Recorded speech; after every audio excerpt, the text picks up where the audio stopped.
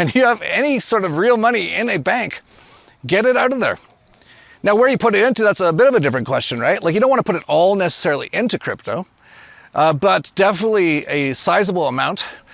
But there's all kinds of coins. Actually, I should point out, there's a crypto called, there's numerous, but there's one called Pax Gold, P-A-X-G. I'll put it on screen. And it's a crypto that's completely backed by gold. And it actually went up quite a bit over the last few days, way above the spot price of gold, which is where it almost always trades. As people realize that not even the stable coins are stable or even legitimate, really. But I'll get into that still in a bit. I haven't even gotten to that part yet. You think that's your money in your account? Yeah, but Jeff, my government-regulated financial advisor told me that the bank deposits are insured by the FDIC. Oh yeah? There's more than $22 trillion in the US banking system. The FDIC has 124 billion, or about 1/50th or 1/100th. I can't do the math in my head. Yeah, it's about 1/50th, I think, on its balance sheet, and a $100 billion line of credit from the US Treasury.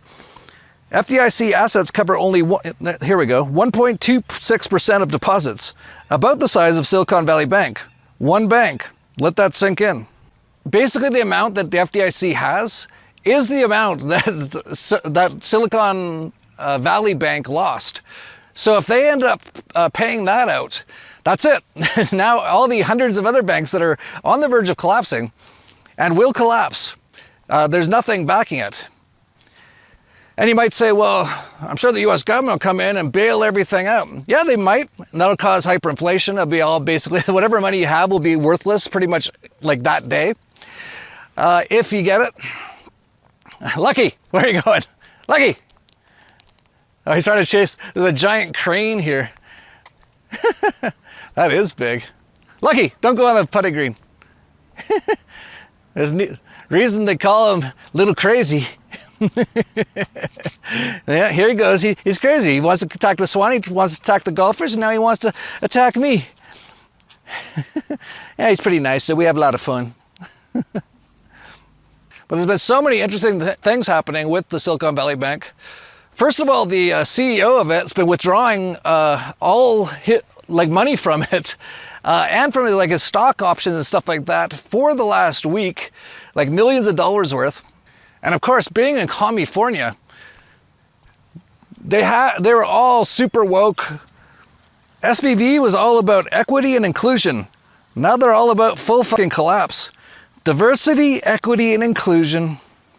They're also big into that ESG stuff. Between ESG and DAI, and it's not a coincidence they name it DAI, it's the globalists doing this. They know it's going to crash everything, collapse everything, and bring in the Great Reset with all their diversity, equity, and inclusion. Oh wait, they tracked down the CEO of Silicon Valley Bank. Well, there might be more to that than meets the eye. SBF and SBV. Among the specific indictments against FTX CEO SBF and co-founders Sweet Caroline and Gary Wang are wire transfer fraud, directing FTX customer funds to affiliated hedge fund Alameda, and misappropriation of customers' deposits, activities in which banks allegedly had a role. Banks that did business with FTX, according to the risk advisory firm Kroll, included Bank of America, BMO, Harris Bank, Customers Bank, Deltec Bank, JP Morgan Chase, Lending Club, Moonstone Bank, Signature Bank, and Silicon Valley Bank, and Silvergate Bank, and Wells Fargo. Yeah, two of the banks that did business with FTX, which collapsed just a few months ago, are now completely wiped off the map. And the rest of those banks will soon be as well.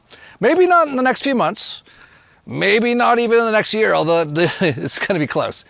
But very, very soon. Soon enough that you're an idiot if you keep any sizable amount that you can't afford to lose at a bank. But it's pretty funny too, looking at all the people involved in the Silvergate Capital, or no, they're quite similarly named. Silvergate is the crypto one, and then there's Silicon Valley Bank. Here's Joseph Gentile, probably named by the small hat guys in the back just as a joke. Joseph Gentile is the Chief Administrative Officer at SVB.